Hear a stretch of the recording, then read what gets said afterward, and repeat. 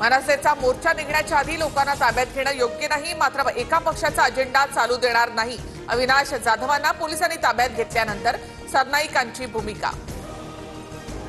सरकारच्या दहशतवादापुढे आम्ही झुकणार नाही, संदीप देशपांडे यांनी ठणकावलं. तर गुजराती व्यापाऱ्यांच्या मोर्चाला परवानगी आम्हाला का नाही, देशपांडे यांचा सवाल.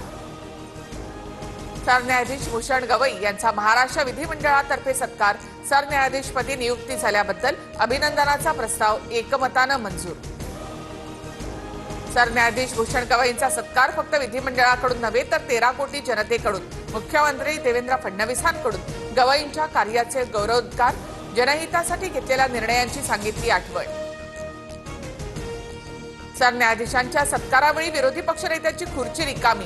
महाविकास आघाडीच्या नेत्यांकडून सरन्यायाधीश भूषण गवई यांना पत्र.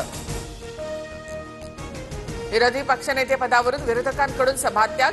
विरोधी पक्षनेता का निवडला जात नाही, भास्कर जाधव यांचा संतप्त सवाल.